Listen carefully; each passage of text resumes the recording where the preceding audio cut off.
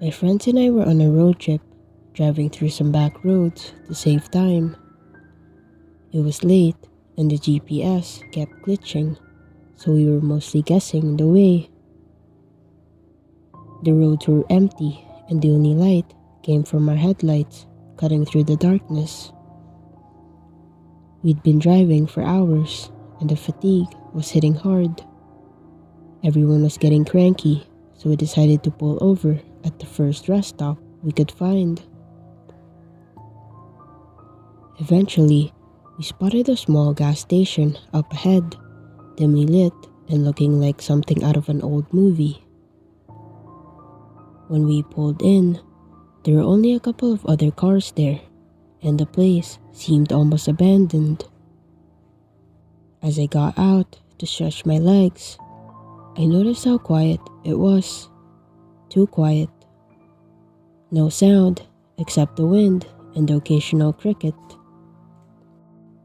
The place had an unsettling vibe, but we all needed a break. While my friends went inside to grab snacks and use the restroom, I stayed outside to fuel up the car. As I was filling up the tank, I noticed something odd. One of the cars parked nearby had its trunk slightly open. Curiosity got the better of me, so I walked over for a closer look. As I approached, I felt a chill run down my spine. Inside the trunk was a bunch of ropes, duct tape, and some stained rags.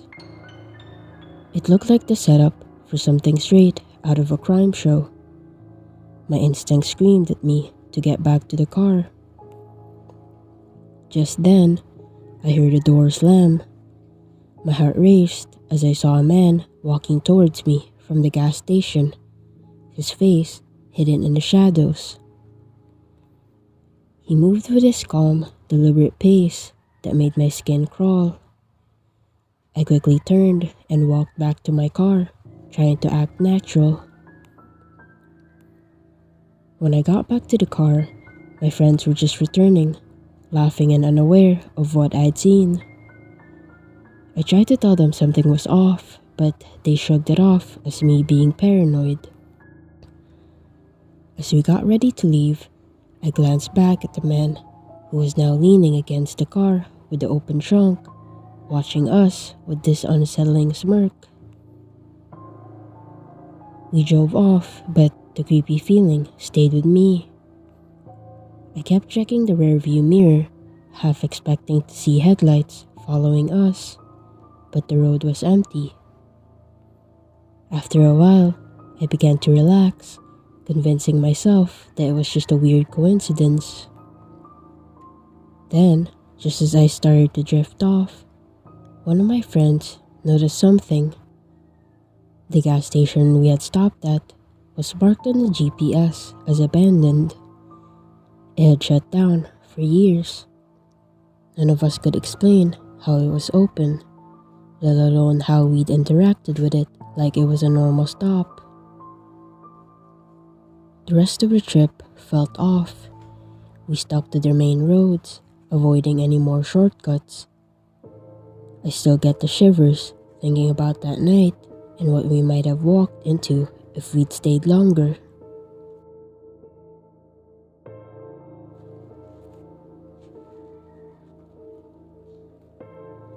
A few months ago, my friends and I decided to go on a road trip.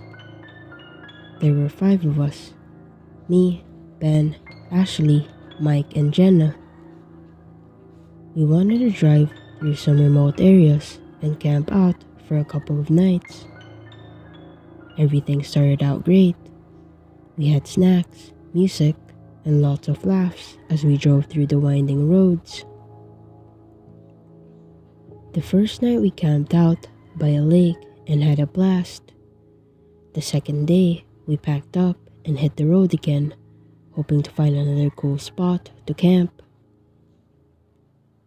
After driving for a few hours, we realized we were low on gas. The GPS wasn't working, and we hadn't seen a gas station in a while. We started to worry, but Mike said he remembered passing a small town not too far back, so we decided to turn around and head that way. We finally reached the town, but it was nothing like we expected. It looked almost abandoned. The buildings were old and run down, and there were no people in sight. Still, we found a gas station and pulled in, relieved to finally fill up the tank. But the place was deserted. There wasn't even an attendant. We debated whether to keep going or explore a bit. Ashley suggested checking out the diner across the street, hoping someone there could give us directions. We agreed and walked over. The diner was empty too.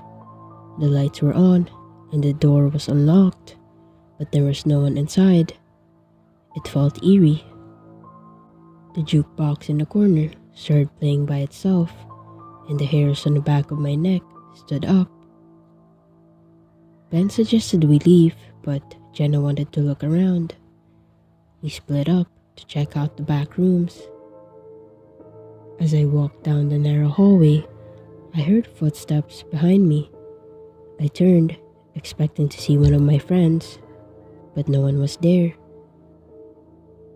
Suddenly, I heard Jenna scream from the kitchen. We all rushed over to find her standing over an old newspaper. It was dated 20 years ago and showed a picture of the diner. The headline read, "Mysterious Disappearance, Plagues Small Town." Before we could process it, we heard the sound of a car engine reviving outside. We ran back to our car, only to see someone trying to hotwire it. The person wore a mask and bolted when they saw us coming. We jumped into the car, locked the doors, and sped out of the town as fast as we could.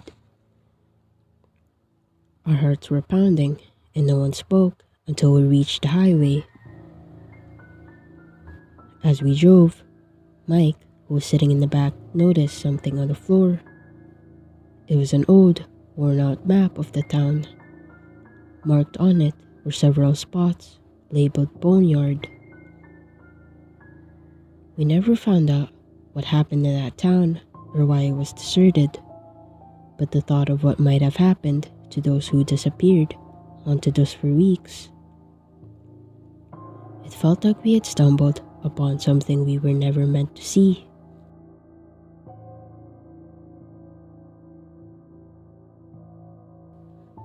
A few years ago, my friends and I decided to go on a road trip for a weekend getaway. There were 4 of us: me, Jake, Tom, and Lisa. We packed up the car and headed out early in the morning, excited for the adventure ahead. The plan was to drive through some scenic back roads and camp out near a lake we'd heard about.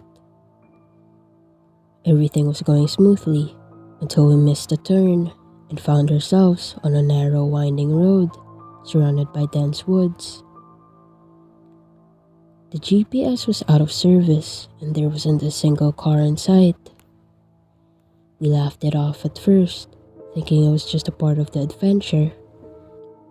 But after driving for another hour without seeing any signs of civilization, the mood shifted. It was getting dark and we hadn't seen a house or a gas station for miles. We decided to keep going, hoping we'd eventually find a main road. Suddenly, the car's engine started sputtering. Before we knew it, the car stalled and wouldn't start again. We were stranded in the middle of nowhere with no phone signal and the nearest town miles away.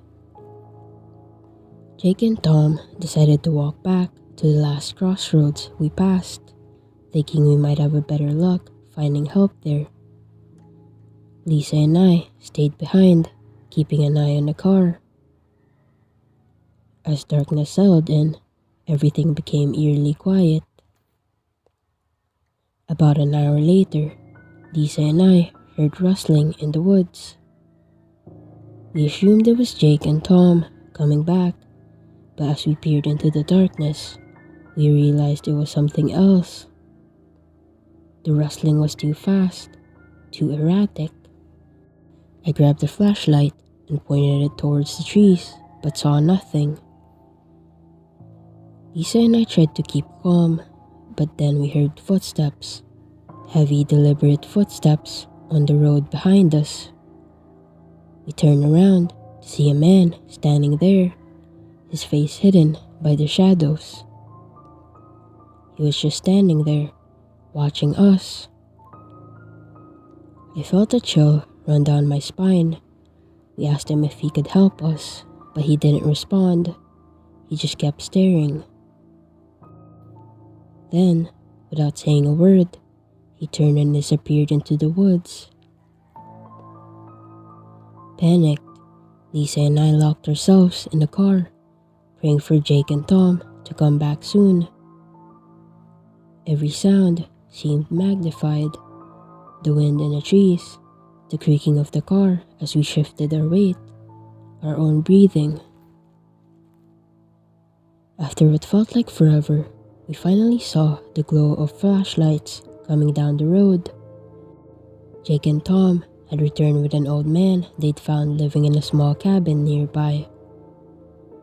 The man was a local who knew the area well and had a working phone. As we explained what happened, the old man listened quietly and then said something that made my blood run cold. He told us there hadn't been anyone else living out there for years. He used to have neighbors, but they moved away after a series of disappearances a few decades ago. The roads in the area were often used by drifters, some of whom had criminal pasts. The police never caught the person responsible for those disappearances. The man advised us to stay off the back roads from now on. Eventually, we managed to get the car started with the old man's help and headed back to town. We never spoke about what happened again, but that night haunted me for a long time. I'll never forget the feeling of being watched by something or someone that wasn't supposed to be there.